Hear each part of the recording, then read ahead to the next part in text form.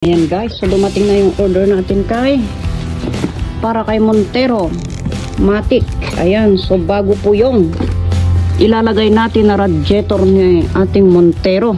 Yan. Sa mga nagtatanong saan po ba ako umu-order ng mga parts, ayan, so syempre umu-order po ako sa Shopee, Lazada, yan. Montero na pinalitan natin ng bagong radiator niya. Yan. So kung makikita nyo, ito po yung bagong nilagay natin na radiator. Alam nyo guys, kapag hindi po natin naayos ang radiator ng ating sasakyan, maaaring magkaroon ng ilang seryosong problema. Gaya nito, number 1, overheating ng engine. Alam nyo ba na ang pangunahing tungkulin ng radiator ay i-regulate ang temperatura ng engine? Kung may butas o tagas, mababawasan ang coolant na magre-resulta sa overheating. Ang sobrang init ay maaaring magdulot ng malubhang pinsala sa engine tulad ng warp, cylinder heads o blown head gaskets. Engine damage. Ang patuloy na overheating ay maaaring magresulta sa permanenteng pinsala sa makina na magre-resulta sa mas mataas na gastos sa pag-aayos o pagpapalit ng engine. At kung patuloy na gagamitin ang sasakyan nang hindi inaayos ang radiator, maaaring humantong ito sa biglaang paghinto ng sasakyan sa gitna ng biyahe dahil sa sobrang init ng engine.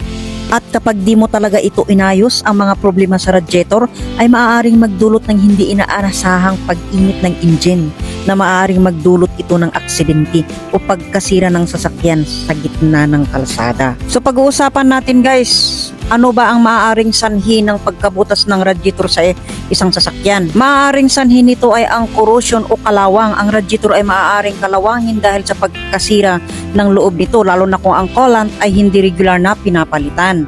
Number 2, physical damage. Ang mga bato, debris o aksidente ay maaaring magdulot ng physical na pinsala sa radiator na nagre-resulta sa butas. Number 3, maaari din ito ay sanhi niya ay ang pressure build up. Kung may problema sa pressure cap o kung may blockage sa system, maaaring magdulot ito ng sobrang pressure na maaaring magresulta sa pagkabutas ng iyong radiator. Number 4, ito naman ay yung wear and tear. Ayan, tulad ng ibang parte ng sasakyan, ang radiator ay maaaring mapudpud o ma-weaken dahil sa regular na paggamit at pagtanda. At ang panlima na sanhi nito ay yung chemical reactions. Ang paggamit ng maling uri ng coolant o hindi tamang halo ng tubig at coolant ay maaaring magdulot ng chemical reactions na maaaring makasira sa materyales ng radiator. Kaya ito guys, mahalagang i-maintain ng maayos ang ating sasakyan upang maiwasan ang mga ganitong problema. At agad na magpatingin sa mekaniko kung may napapansin na kakaibang tagas o problema sa radiator. Gaya nito, may napansin ako na tagas sa ilalim niya. So, gaya nga ng sabi ko kanina, kapag napabayaan yan, baka mamaya nasa kalagitnaan ka ng biyahe, biglang huminto na ho yan.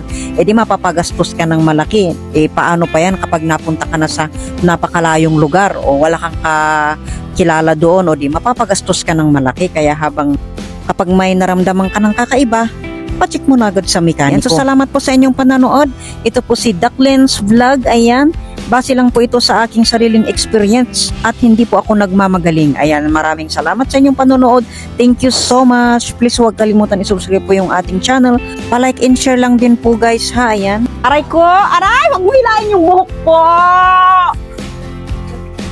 Ikaw Ang sakit no, napapap.